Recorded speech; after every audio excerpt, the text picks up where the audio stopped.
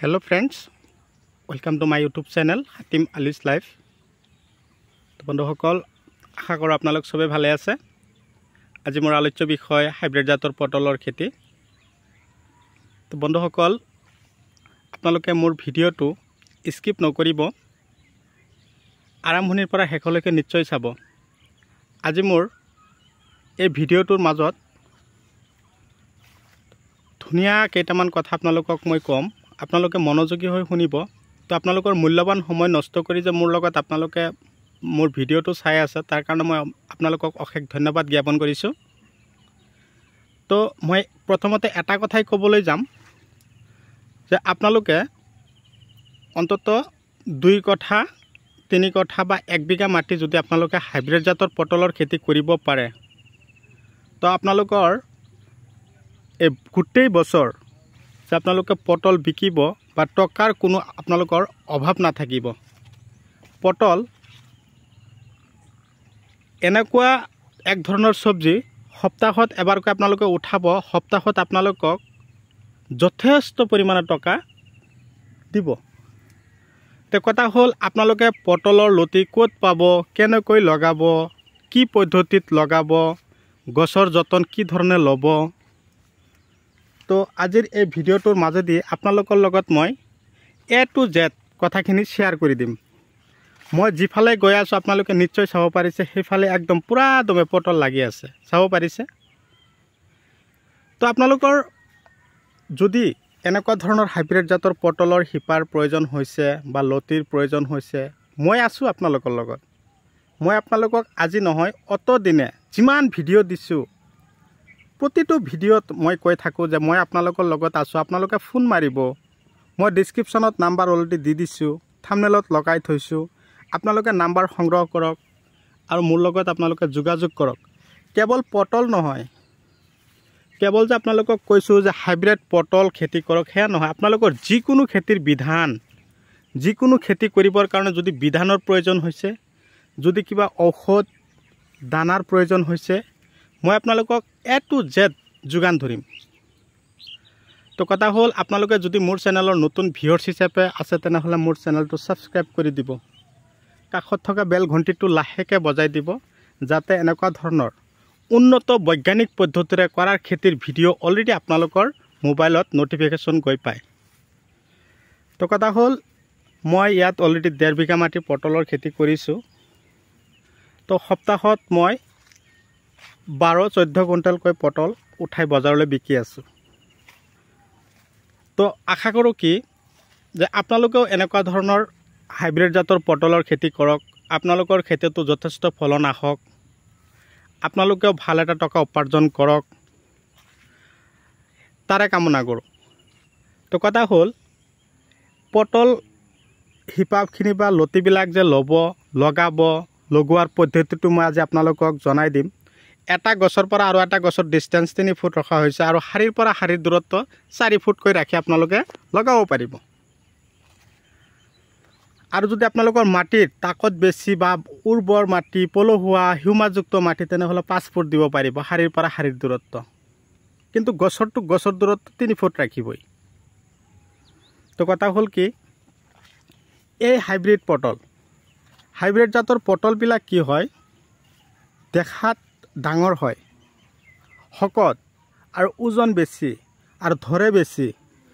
Local পটল যদি 1 বিঘা মাটি কৰিছে তেনেহ'লে আপোনালোকৰ খেতিৰ পৰা 1 পৰা 2 কুইণ্টেল উঠিব 1 বিঘা মাটিৰ পৰা। আৰু যদি হাইব্ৰিড পটলৰ খেতি কৰিছে তেনেহ'লে আপোনালোকৰ হাইব্ৰিড পটল 1 বিঘা মাটিৰ পৰা আপোনালোকে মোটামুটি 8 পৰা 10 কুইণ্টেল পটল আপোনালোকে সপ্তাহত উঠাব পাৰিব। তো দেৰি কিয় কৰিছে, আপোনালোকে ততাতৈয়াকৈ আপোনালোকে পটল খেতি কৰিবৰ কাৰণে প্ৰস্তুতি লওক। একেৰাহে আপোনালোকে 11টা মাহ বিকিব, তাত আৰু কোনো ভুল নাই। তো বন্ধুসকল এতিয়া মই আলোচনা কৰিম জৈৱিক সাৰ কিমান দিব, পচন সাৰ কিমান দিব। তো গোবৰ যিটো, এই গোবৰ সাৰটো অকণমান বেছিকৈ খটাব হাইব্ৰিড পটল খেতিত।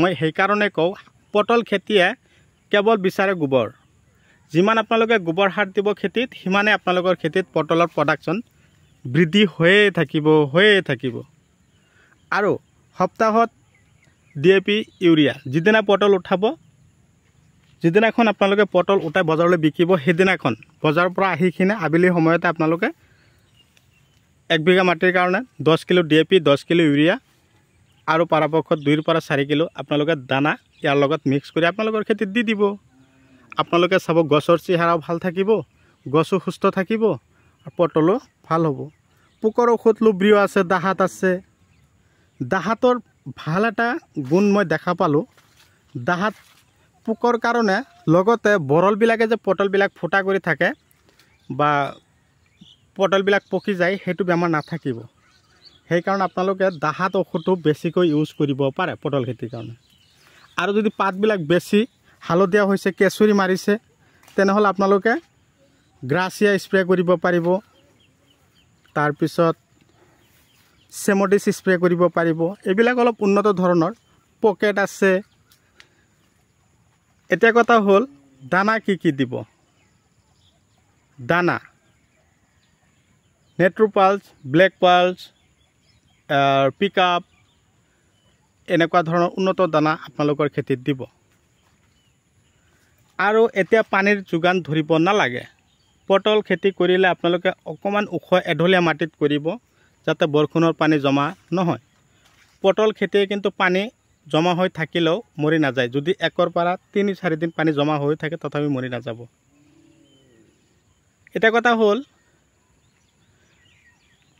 গছবিলাক চাঙত উঠাৰ পিছত কিছুমান আগ হকত হয় সেইবিলাক কি কৰিব লাগে এই হকত আগবিলাক যে আছে এইবিলাক আপোনালোকে কি কৰিব এনেকুৱা ধৰণৰ ব্লেড এটা ল'ব একদম নতুন চাই ব্লেড এটা আনি আপোনালোকে এই এনেকুৱা ধৰণৰ হকত আগবিলাক যে আছে একদম ব্লেড মাৰি পেলাই দিব এই আগটো যে ব্লেড মাৰি পেলাই দিলে তাৰ পৰা আকৌ কি হ'ব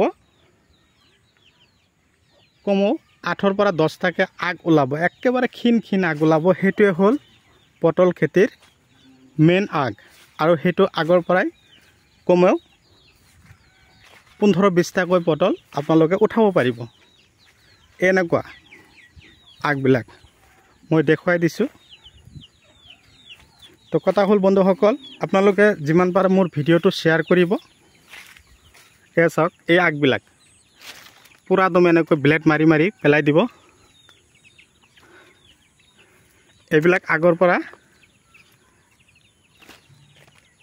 কম 8-10টাকে আগ ওলাব এইবিলাক আগত আকৌ যথেষ্ট ফলন লাগিব চাব পাৰিছে তো বন্ধুসকল আজি যিখিনি কথা আলোচনা কৰিছোঁ আপোনালোকে নিশ্চয় বুজিব পাৰিছে মই যিখিনি কথা কৈছোঁ আপোনালোকে মোৰ কথাখিনিৰ ওপৰত গুৰুত্ব দিব আৰু এনেকুৱা ধৰণৰ খেতি বাতি কৰিবৰ কাৰণে মনোযোগী হ'ব তাৰে কামনা লৈ আজিৰ ভিডিঅ' মই এইখিনিতে অন্ত পেলাইছোঁ পৰৱৰ্তী ভিডিঅ'ত মই পুনৰাই লগ পাম ধন্যবাদ